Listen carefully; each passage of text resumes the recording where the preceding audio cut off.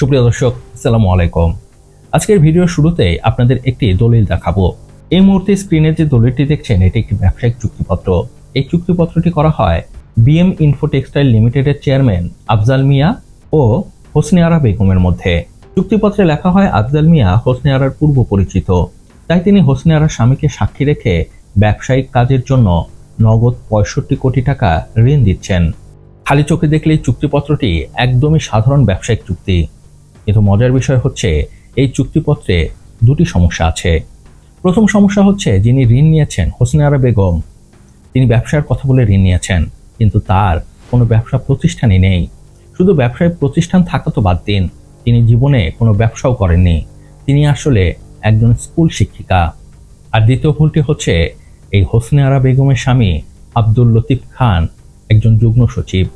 তাই এখন প্রশ্ন চলে আসে, একজন স্কুল শিক্ষিকা যার স্বামী একজন যুগ্ম সচিব, তার কেন প্রয়োজন পড়ল নগদ ৬৫ কোটি টাকা ঋণ নেবার জন্য?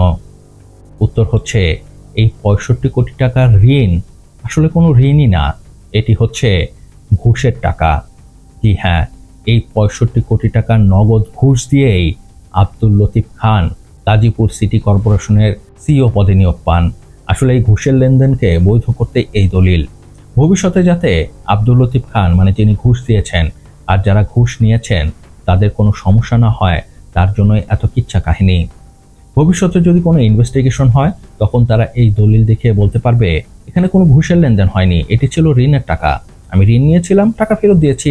আর যার কাছে টাকা গেছে সে বলবে আমি ঋণ দিয়েছিলাম, আমি টাকা ফেরত পেয়েছি। কিছুই করার নেই। যারা এ ধরনের চুরি করে, দুর্নীতি করে, তাদের এসব শয়তানি বুদ্ধি দারুণ থাকে। এখন প্রশ্ন হচ্ছে, যে ঘুষ দিয়েছে তার সম্পর্কে তো আমরা জানতে পারলাম, কিন্তু এই ঘুষের টাকা গেছে কার কাছে? আসলে গতকাল রাতে প্রবাসী সাংবাদিক জাওয়াদ নির্ঝর একটি ফেসবুক পোস্ট দেন। তিনি সেখানে দাবি করেন এই ঘুষের টাকার বড় একটি অংশ পেয়েছেন দুই ছাত্র উপদেষ্টার একজন। তো কোন সেই উপদেষ্টা?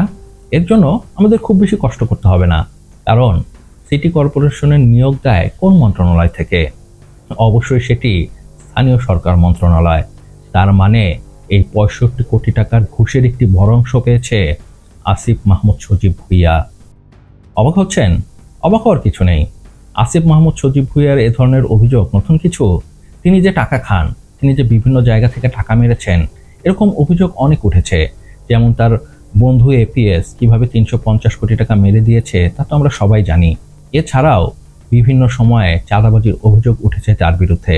এসব বাদ দিন, তার বিরুদ্ধে নারী কেলেঙ্কারির পর্যন্ত অভিযোগ উঠেছে।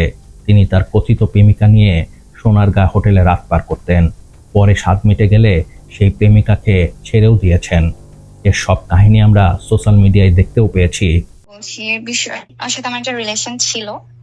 হ্যাঁ, সো এনি হাউ যে কোনো কারণে আই ডোন্ট নো, মানে হঠাৎ করে আমাকে উইদাউট কোনো রিজনই আমাকে ব্লক করে দিয়েছে।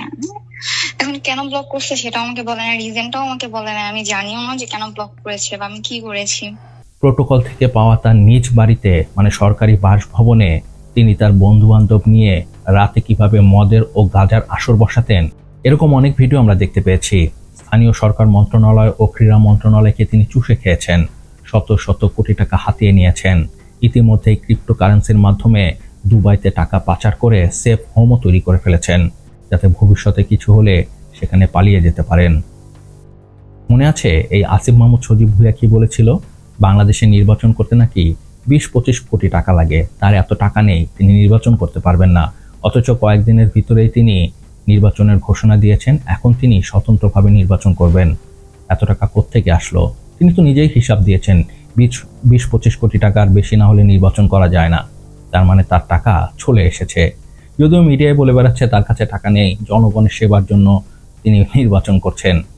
তিনি যে কোন জনগণের সেবা করবেন তা আমরা ঠিকই জানি। সবচেয়ে দুঃখের বিষয় কি জানেন? আপনাদেরকে আমি আবার সেই দলিলটি দেখাচ্ছি।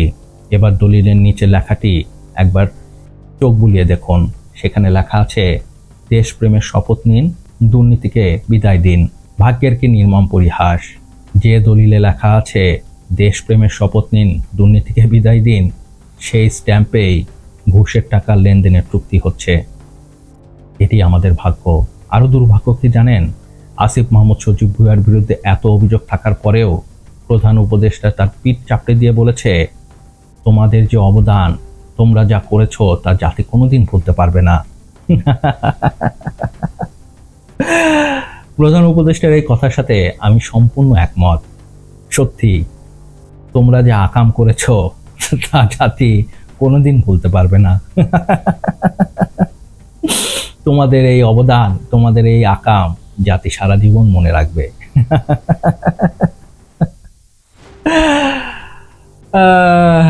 যাই হোক, এ ছিল এ ব্যাপারে আমার বিশ্লেষণ। এ ব্যাপারে আপনার কি মত তা আমাকে নিচে কমেন্টস করে জানাতে পারেন। আর হ্যাঁ, ভিডিওটি কেমন লাগলো তো অবশ্যই জানাবেন। আর প্লিজ সাবস্ক্রাইব করতে ভুলবেন না। আপনার একটি সাবস্ক্রাইব আমাকে অনেক বেশি উৎসাহিত করে নতুন নতুন কন্টেন্টের কোয়ালিটি ভিডিও তৈরি করার। ভালো থাকবেন, সুস্থ থাকবেন, আল্লাহ হাফেজ। নেতাদের মতো ধোঁকাবাজি বন্ধ করো আর লাইক, কমেন্ট, সাবস্ক্রাইব করো।